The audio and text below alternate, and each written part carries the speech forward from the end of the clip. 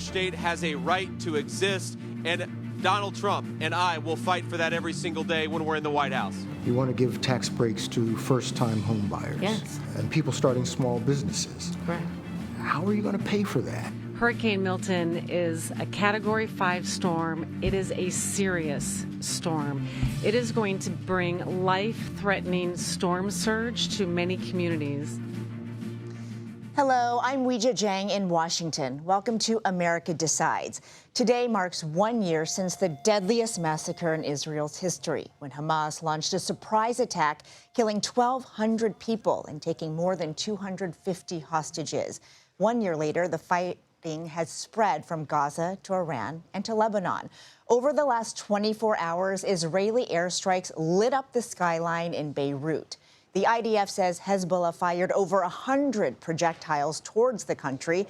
And just this morning, Houthis in Yemen launched surface-to-surface missiles at Israel. And here at home, with about 4 weeks to go until Election Day, both presidential candidates and their surrogates are crisscrossing the country. Vice President Kamala Harris marked October 7th in Washington by planting a memorial tree, while former President Trump visited the grave of a rabbi in Queens, New York, that some consider the holiest Jewish site in North America. Harris is also on a media blitz. This week on the docket, Howard Stern, Stephen Colbert, Univision, the Call Her Daddy podcast, and 60 Minutes. That CBS News interview airs tonight. 60 Minutes also offered former President Trump an interview, but he backed out after accepting. His campaign later denied they had ever accepted the invitation. We want to start in the Middle East. Chris Livesay is in Tel Aviv following the latest. Well, Weijia, today was a day of just somber reflection for the victims of those gruesome attacks 1 year ago on October 7th. It was remembered today throughout the country at a series of memorials. We were at the biggest one in Tel Aviv.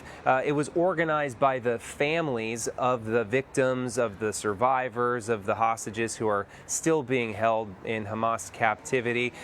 What was very deliberate was it had nothing to do with the government, which had its own commemorative event that was pre-taped and broadcast. This one instead was organized by the families who are still quite upset with the government of Prime Minister Benjamin Netanyahu, who they blame for allowing the events of October 7th to have happened to begin with because of the massive security breach that happened on Benjamin Netanyahu's watch, an intelligence breach, and also what they consider to be a leadership breach, something that just should never have happened if enough attention was being paid to Gaza, if there were enough IDF soldiers in the area. Instead, what Israel saw was the bloodiest day in the history of the Jewish people since the Holocaust. And that's something they still feel they're recovering from. You talk to virtually anybody in this country, and what they remember of that day, they'll tell you it was reopening that wound of the Holocaust. And it's something that, of course, they blame Hamas for, but they still haven't forgiven the government for allowing it to happen. Weijia? Chris Livesay, thank you. Nancy Cortez joins us now from the White House. Nancy, Harris is marking this solemn day while pushing Israel on getting a hostage deal done. And I wonder if a Harris administration would have an Israel policy that is different from Biden's. She certainly speaks about Israel and Gaza a little differently than President Biden does. But as of right now, her campaign has not laid out any major policy differences going forward between her and the current president of the United States. But she does make sure to mention the Palestinians and their plight almost any time she speaks about the Middle East and speaks about the U.S. ally that is Israel. For example, while she was planting that pomegranate tree on the grounds of the vice president's residence here in Washington, D.C. a short time ago, a pomegranate tree, by the way, symbolizes hope and good wishes in the Jewish faith. She said that the tree should not only serve to remind us that that peace is possible and is the ultimate goal, but also should remind everyone to seek the safety and security of the Palestinian people in Gaza. and that tone was different even before she rose to the top of the ticket, which is certainly notable. In the 60 Minutes interview airing tonight, Harris spoke about the war in Gaza and Prime Minister Netanyahu. Take a listen. Do we have a real close ally in Prime Minister Netanyahu?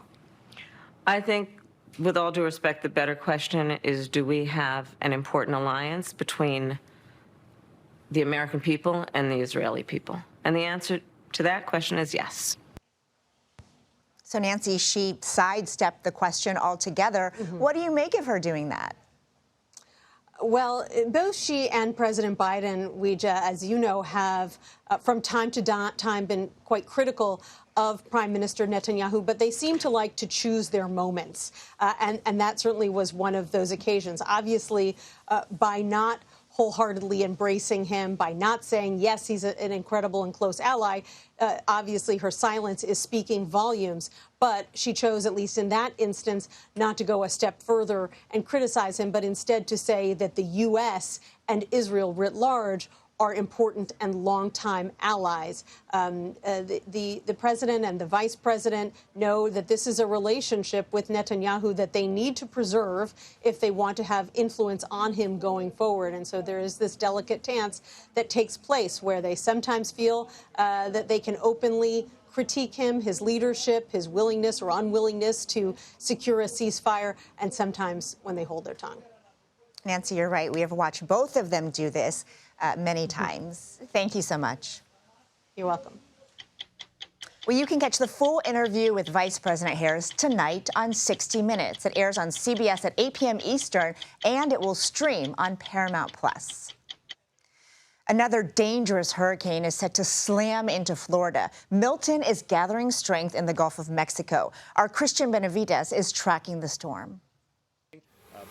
But time is going to start running out very, very soon. A message of urgency from Florida Governor Ron DeSantis, warning residents to prepare for Hurricane Milton, including removing debris left from Hurricane Helene. We need as much of this debris picked up as possible. This creates a safety hazard, and it also will increase the damage that Milton could do with flying debris. Ben Lando lost his truck in Helene, but hopes his business can survive another punch. It was coming from here, there, hitting together. I was like, that's missiles, even though I have shutters on every window. Officials along the Gulf Coast say the hurricane-force winds will also keep first responders from helping those who ignore evacuation orders. EMS won't be there, fire department won't be there, police department won't be there, so take heed to the warnings. Storm surge could reach as high as 12 feet in parts of the Tampa Bay area. Another problem with debris clogging up storm drains, making flooding even worse. We're going to board up, bag up, and leave. Residents are lining up for miles to fill sandbags and their gas tanks. You know, everybody's now starting to start filling up, but yeah, things are going to get a bit hectic. It's an exhausting effort that's becoming too frequent for some.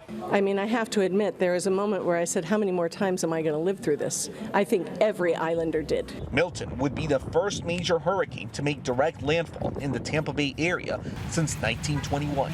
Christian Benavides, CBS News, St. Petersburg. The families of those held hostage by Hamas gather to call for their loved ones' return. We will speak with the father of one of those taken on October 7th. You're streaming America Decides. Welcome back. For families whose loved ones are still being held hostage by Hamas, the last year has been one long nightmare. Currently, around 100 hostages remain in Gaza. Several of them are Americans. One of them is Sagi Dekelhen. He is a 36-year-old father of 3. 1 year ago, he helped to warn neighbors of the attack before joining local security to push back against Hamas. Let's bring in Sagi's father, Jonathan Dekelhen. Thank you so much for being here today. I can only imagine what the last year has been like for you. So tell me what marking October 7th means to you today and what your message is to the world. Well, first, thank you for having me and helping us to keep the issue in front and center in the media and public awareness. For us, time stopped. Normal time stopped 1 year ago on October 7th, 2023. And it will really only begin again when all 101 of the hostages are released.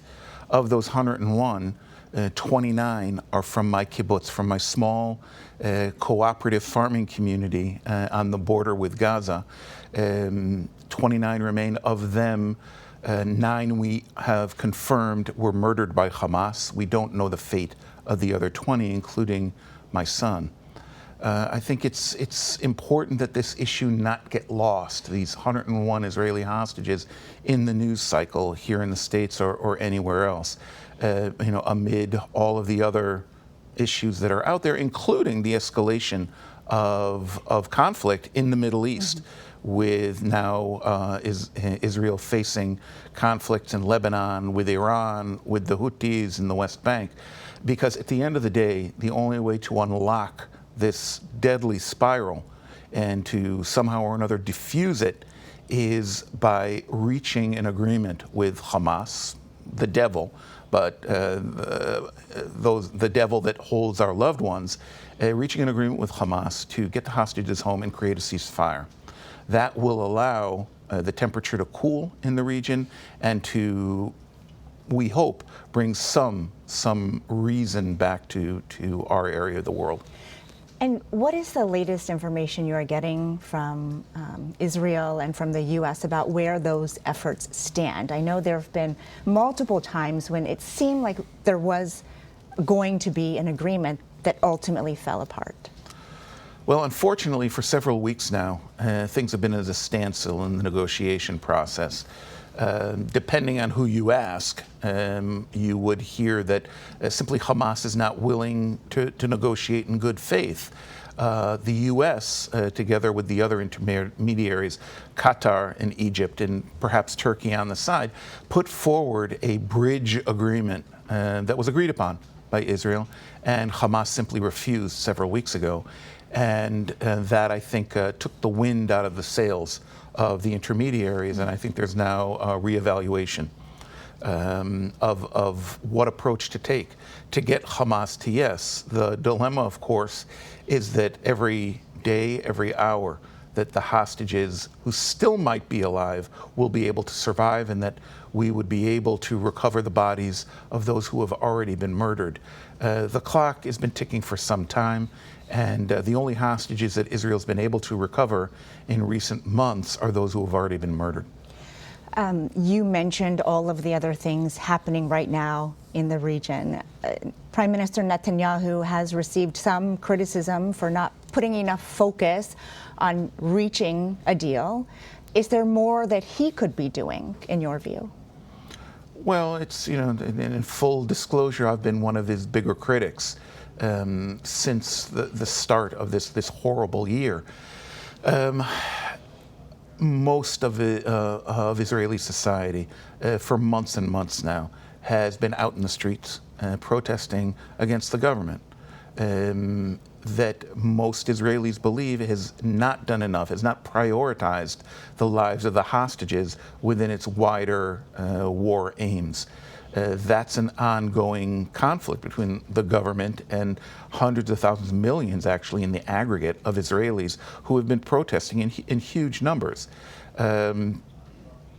It's clear that Prime Minister Netanyahu and his ministers, lip service aside, are not prioritizing the hostages and have, over the months, put up obstacles to the negotiation process by introducing new terms, new items that were not there before, and claiming that these are, immovable objects in the negotiation that simply weren't there before.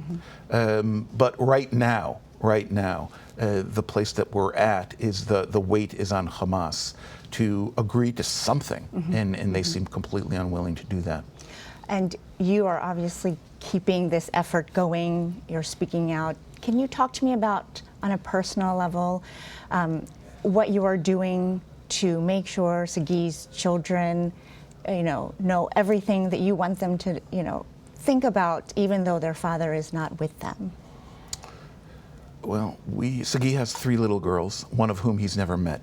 She was born 2 months after the massacre. Her mom and 2 sisters, at the time 2 and 6 years old, miraculously survived the massacre on our kibbutz. We really can't hide the truth from them because they experienced on October 7th what it is to be in the midst of a barbarous massacre of civilians perpetrated by Hamas. They heard it, they smelled it, they saw it happening all around them. They are aware that now the 3 and 7-year-old are aware that their father is a hostage in Gaza. They know that we are doing our best to get him home, but most of their questions we don't have answers to. When is he going to come back? Is he okay? And that rips one's heart out every time anew when those questions come up. And I'm so sorry again, and we will continue to cover this story and try to get the answers to so many of those questions. But thank you for your time, for being so gracious. And we have Sagi in our thoughts always. Thank you so much. We had a lot of debris left from Hurricane Helene on Florida's Gulf Coast. That creates a huge hazard if you have a major hurricane hit in that area this week. As cleanup continues in Florida from Hurricane Helene, the state gets ready for the life-threatening Category 5 Hurricane Milton. But how will those impacted pay for the damage? We're looking at the potential for government funds next.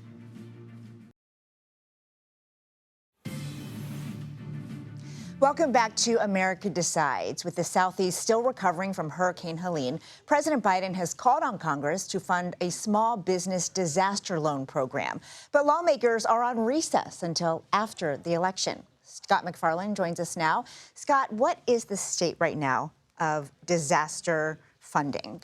This is an emerging crisis with Milton approaching the U.S. There's about $1.6 billion remaining in the Small Business Administration's disaster loan program. Sounds like a lot of money.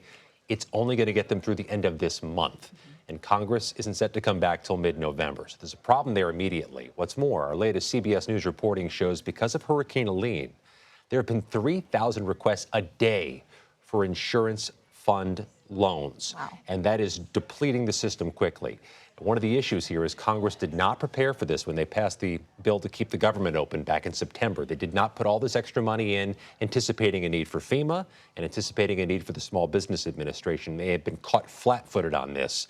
So there are these urgent requests from the White House and from some of the congressional delegation from the Southeast to bring Congress back, get something passed, get emergency money so none of these funds runs dry. That is a heavy lift in an election year to get Congress to do anything in unison.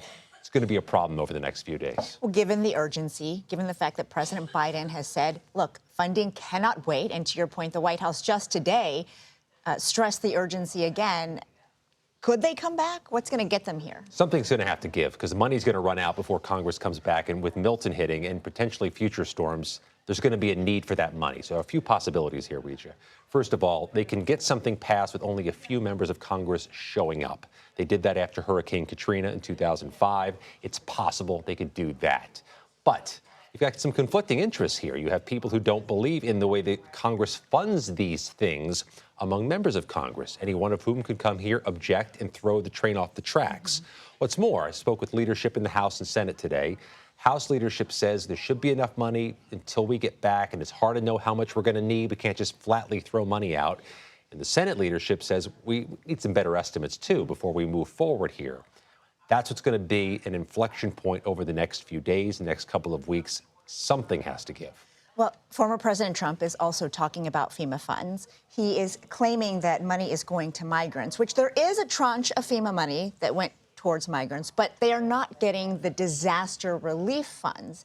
Correct me if I'm wrong. And I wonder what FEMA is saying about his claims. Now, FEMA is trying to push back on the disinformation that's being sown about their response and about different sets of money going for different things. Right. We've not heard from the Southeast congressional delegations of either party that there is a shortcoming in the funding for disaster relief. There's always going to be a call to get things moving quicker, more efficiently. That's FEMA, after every major storm, but we haven't heard those things spread by congressional leaders too. Thank you so much, Scott McFarlane, always fact-checking. Let the media blitz begin as Vice President Kamala Harris aims to get her message out. From Howard Stern to 60 Minutes, our political panel will weigh in on what she hopes to achieve. You are streaming America Decides. Welcome back to America Decides. Former President Donald Trump is commemorating 1 year since the October 7th attacks with events in New York and Florida. Caitlin Huey-Burns joins us now from Doral, Florida. Caitlin, it's great to see you. So in recent weeks, we've seen Trump with a direct message to Jewish voters. What do you think he's trying to say with how he's commemorating the attacks today? Hey, Weijia, good to be with you. Well, he is making a concerted effort, has been, to court Jewish voters. Earlier today, he was in New York, where he visited a holy site for Orthodox Jews. Tonight, he's hosting a ceremony, a gathering at his property in Doral, Florida. And you can see behind me, there are memorials to those who were murdered on October 7th, so commemorating that as well. But his approach has been notable. On one hand, he has made an aggressive pitch to Jewish voters, but in the same way, he has also offered condescending and derogatory remarks at times, saying that, you know, I have done so much for the Jewish people. If they vote for Democrats, there is something wrong with them, essentially, is what he has been saying. So a lot of controversial remarks he's been making at the same time he's trying to court this group. And Caitlin, you were at Trump's return to Butler rally this weekend where he criticized Democrats and even brought Elon Musk onto the stage. Let's take a listen to what he said then.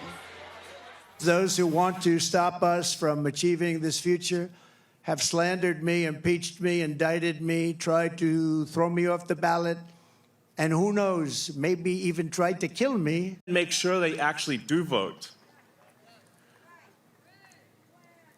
If they don't, this will be the last election. That's my prediction. So, Caitlin, when I hear the first half of this quote, it's really nothing new. We've heard it for several years now. But he does seem to go one step further, accusing, Democrats of trying to kill him, as an example. Why do you think he's going there?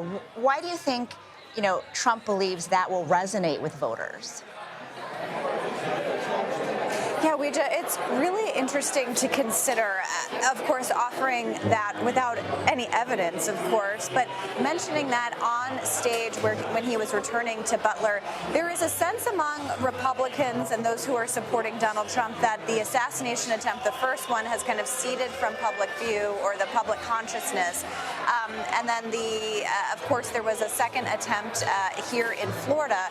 And there was a period of time after the Butler first assassination attempt where there was, it appeared to be kind of a national sympathy for him and what he went through.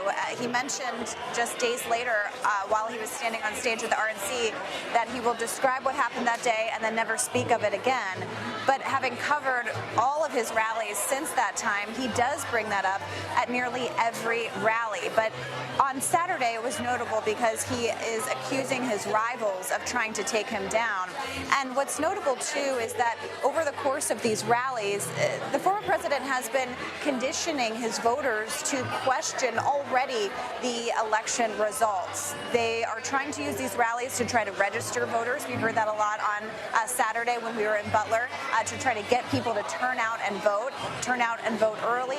At the same time, the former president is kind of denigrating the early voting process, offering criticisms of it, sowing distrust among the election system, and kind of laying the groundwork there as well. But kind of taken all together, he has, essentially tried to thread this needle of those who are opposed to him are out to get him, and setting up this kind of system of injustice towards him. And that has been something that has really riled up his supporters, and something to, keep an eye on heading into and after the election. Caitlin Huey-Burns, thank you so much. We have seen both candidates in this presidential campaign go beyond the traditional airwaves to reach voters. That includes Vice President Harris's interview with the Call Her Daddy podcast. Take a listen. He who, when he was president, hand-selected 3 members of the United States Supreme Court with the intention that they would undo the protections of Roe v. Wade. And they did just as he intended. Let's bring in our political panel, Molly Ball and Robert Costa. Molly is a senior political correspondent at the Wall Street Journal, and Robert is CBS News' chief election and campaign correspondent. Great to see you both. I want to get to Call Her Daddy, but I want to pick up where we left off with Caitlin first, since you both cover the Trump campaign so closely. What did you think about his remarks in Butler and the fact that he brought Elon Musk on stage with him to also talk to the audience? I think it really symbolizes the way that Trump has expanded his coalition in some unexpected ways in this election. You know, in the past, Elon Musk has been a Democrat. He's someone who quit an advisory role that he had with the Trump administration very early on because of disagreements about climate policy. Now he is all in. He owns one of the most important social media platforms for disseminating political news, and he is very overtly and clearly trying to use that to help Trump get elected. And I think it just shows that for as many people as Trump may have alienated or driven away with the controversial things that he said, he also has a substantial tranche of new supporters in this election who have come to him for various idiosyncratic reasons. But he has built this interesting coalition, notably into some of those parts of the Silicon Valley sort of intelligentsia, as symbolized by an Elon Musk, and in other areas as well that have really sort of changed the coalition structure for this election. Yes, he has brought in a ton of money from Silicon Valley. But I wonder, Robert, what you make of sort of the darker tone that we heard, the accusations about what Democrats are trying to do to him, which is not necessarily new, but it does feel like a new step in the rhetoric. Well, it's not exactly a new step in the sense that really for a decade now, since he entered the political arena, former President Donald Trump has had this kind of message about America. You think back to his inauguration speech, American Carnage. Steve Bannon infamously or famously said, depending on who you ask, that Trump wanted to turn around in his inaugural speech and wave and wag his finger at those seated on the dais, those members of Congress.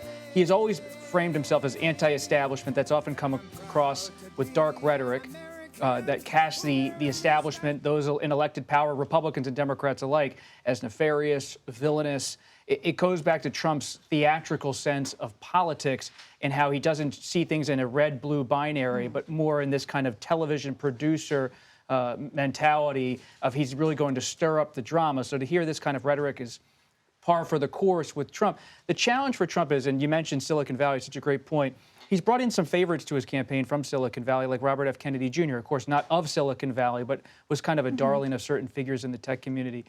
Those who are close to Trump have often told me he would likely lose this election if Trump was associated with the past. Trump equals the past, litigation, politically speaking, over the 2020 election. But if Trump could equal change, if he could be seen as the change candidate, the anti-establishment candidate, then he would have a real shot at winning this race. And you always see that tension even now. Is Trump going to be pulled into talking about 2020, or can he talk about the present and really cast himself as different than Vice President Harris and the current administration?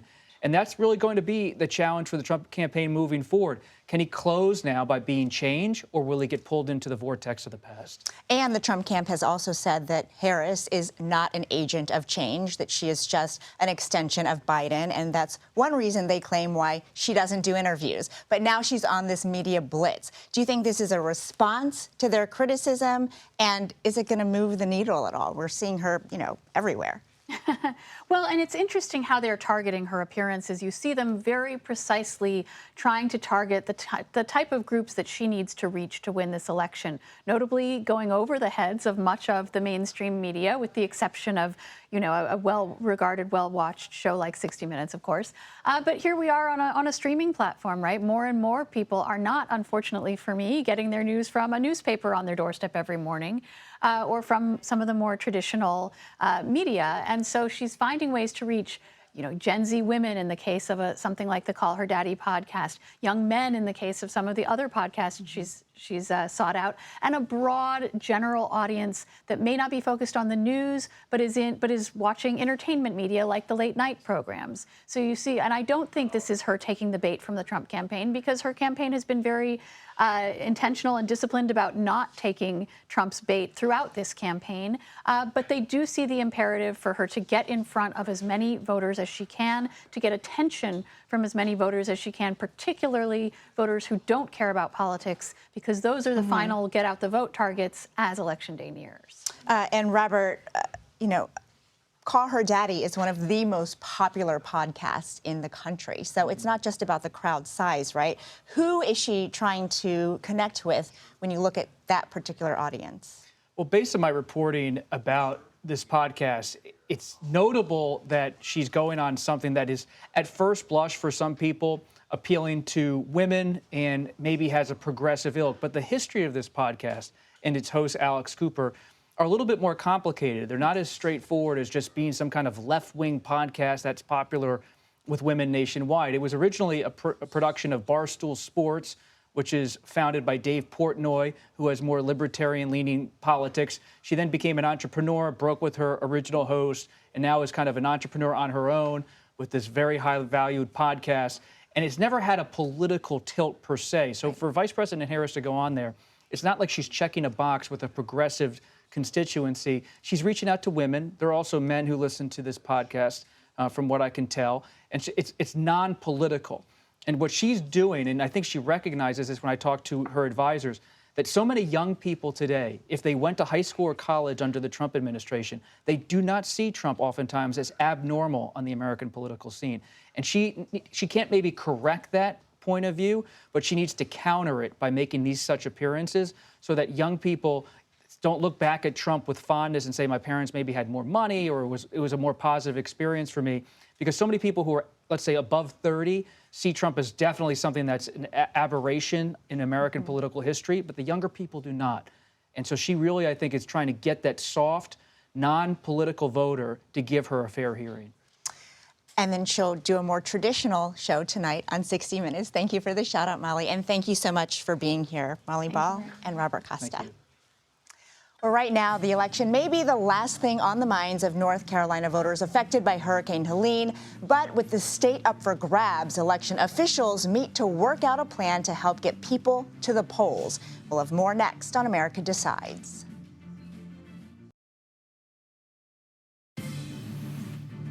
With less than 1 month to go until Election Day, the North Carolina State Board of Elections unanimously passed emergency measures today aimed at helping both election officials and voters impacted by Hurricane Helene. These measures will apply to 13 counties in the Tar Heel State, where the board says infrastructure, accessibility to voting sites, and postal services remain severely disrupted. Major Garrett joins us now. He spoke with the head of the North Carolina State Board of Elections earlier today. Major, I imagine they are very, very busy. Yes, look, there's a hierarchy of needs in western North Carolina right now. Food, water, shelter, power, cell service, all of them rank higher than accessibility to a mail-in ballot and understanding what your location is to vote early and in person. We understand that. But there's still an election, and there are hundreds of thousands of voters who participated in the 2020 election from these 13 counties who have to have a plan when they can refocus on who they want to vote for and how they can submit that ballot. And today, the 5-member board voted unanimously to create some changes. And I talked to the leader of that board, Karen Bell, for her perspective on the changes made and how they're planning to assist those voters who want to participate even as they come out of this horrific storm. Let's listen. Karen, what did the State Elections Board decide today, and what adaptations will be undertaken to make sure those voters who live in 13 counties most directly affected by Helene can participate in this election? So today, the state board took action with their emergency authority to give really flexibility to these 13 most affected counties so that they can change or add or modify their early voting sites. Early voting in North Carolina begins next Thursday, October the 17th, and runs through November the 2nd. So this gives them flexibility if they need to change up those sites. They get similar provisions to be able to relocate election day sites or merge them, whatever can best accommodate the facilities that they have access to, the workers that they have access to, and still be able to get voting to the people. That's really key because so many of these Western North Carolinians have been cut off from their county seats and so forth. It gives them flexibility in terms of the precinct officials. We can now allow other registered North Carolinians to come in and work in those counties. It also allows for some changes in how voters can get their absentee by mail ballots back.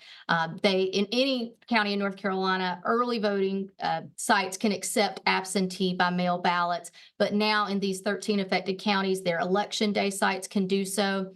And similar to try to be of assistance to the voters, we can have those absentee by mail ballots delivered to other county boards of elections not affected. That can be delivered to the voter can take it to those county board of elections, or they can take it, a near relative can deliver it as well.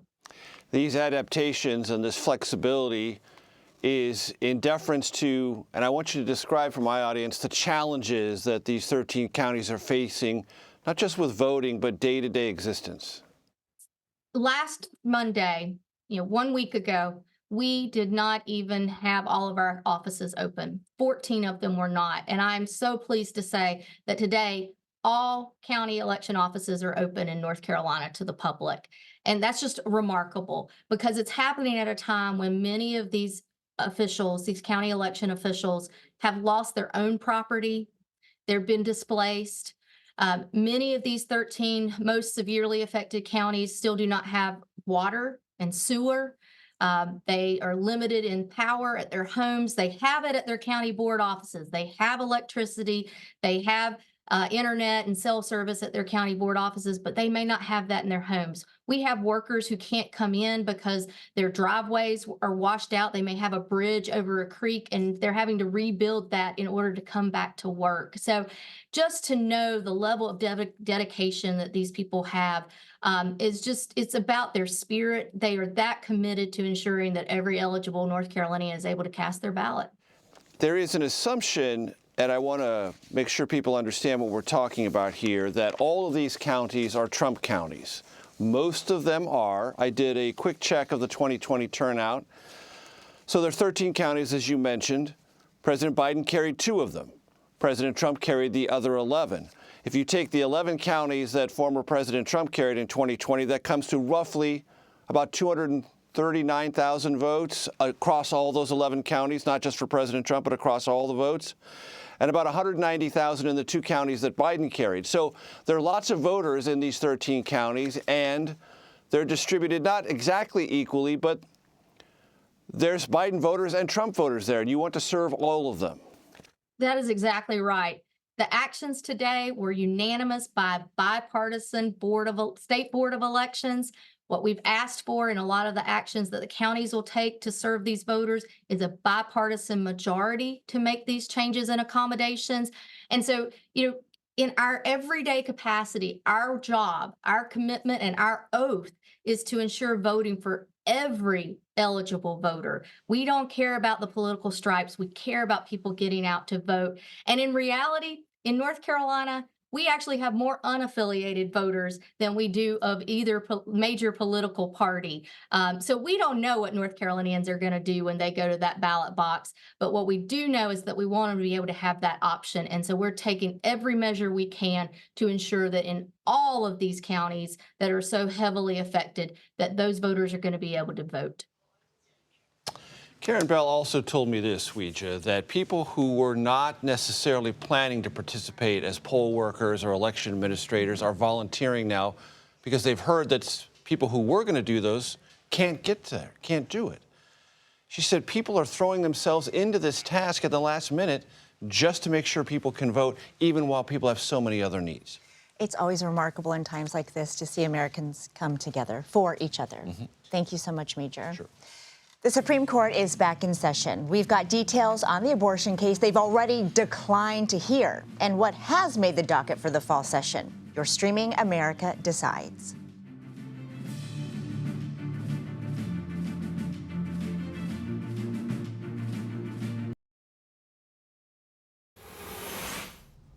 Supreme Court justices rejected a number of high-profile appeals today as they returned to the bench following their summer recess. Among the appeals, a request from the Biden administration to throw out a lower court ruling that said hospitals in Texas cannot be required to provide abortions if they would break state law. In Texas, abortion is banned except when the life of the mother is at risk. CBS News Supreme Court and legal producer Katherine joins me now. Katherine, it's great to see you. Thank you. Talk to us more about this case and why it's significant that the Supreme Court decided not to rule on it. Well, it's day one of the new Supreme Court term, big day, and as expected, you're right, first thing they did was tell us the cases they won't be hearing, and this is the biggest one of them. So what's going on here is there is a Texas law that restricts abortion, but has exceptions for the life of the mother, or in fact, when there is a substantial threat to her health. The Biden administration was worried that this violated a federal law that requires doctors to give you stabilizing care whenever you are in an emergency room. But the lower court said, look, that federal law, that doesn't provide specifics. And also the Texas law has these exceptions. And so we don't think these two laws are in conflict. And then today what the Supreme Court did was say, we're not getting involved. So takeaway here, nothing's going to change. The Texas law stands.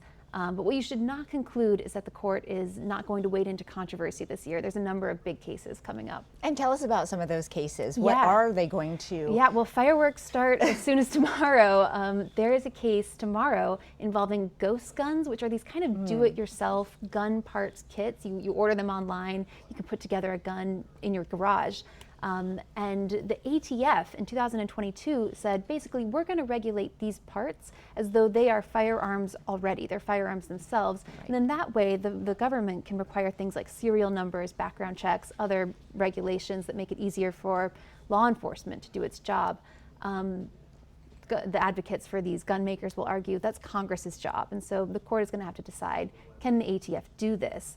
But the biggest case, that's tomorrow, the biggest case is coming later, and that case involves the provision of puberty blockers, hormone therapies, and other medications for children with gender dysphoria. This comes out of a law out of Tennessee, which said these treatments, they're untested, they might be harmful. We're not going to allow them in Tennessee. A number of states have laws like that in place. But then a number of other states say this kind of treatment is protected as life-saving care. And so the court is going to have to decide, is Tennessee right? That's coming up later this year. Well, both of those cases, I can already see why they will be fiery. The Supreme Court could also be asked to weigh in on cases related to the 2024 election. What could they hear, and could there be a potential impact on? I guess that's tough to say. Boy, I think the court would love to stay out of the 2024 election if it could. Whether it will be able to remains to be seen. Already in August, they had to get involved in a proof of citizenship and voter registration challenge out of Arizona. And we've seen just an explosion in litigation involving the election this cycle, voter roll maintenance cases, mail-in ballot cases, voter registration cases. So it's possible one of them percolates up. But one thing I would say is that we're now 29 days out from the election. And all courts, from the Supreme Court right on down, are going to be really reluctant to change the rules of play this late in the game. So I would expect, knock on wood, maybe a quiet couple of weeks, because no court is going to want to intervene unless the unforeseen happens. And then after that, who knows? Exactly. Well, you will know. You'll be keeping us honest. And thank you so much, Katherine. Thank you. Appreciate it. President Biden participated in a candle lighting to mark 1 year since the October 7th terrorist attacks in Israel. Biden was joined by a rabbi and the First Lady to light the Yahrzeit candle, which is used to pay respect to the dead in Judaism. To conclude the ceremony, they held a moment of silence for the victims of the war. That does it for today. We'll be back with another edition of America Decides tomorrow at 5 p.m. Eastern. The Daily Report with John Dickerson starts right now.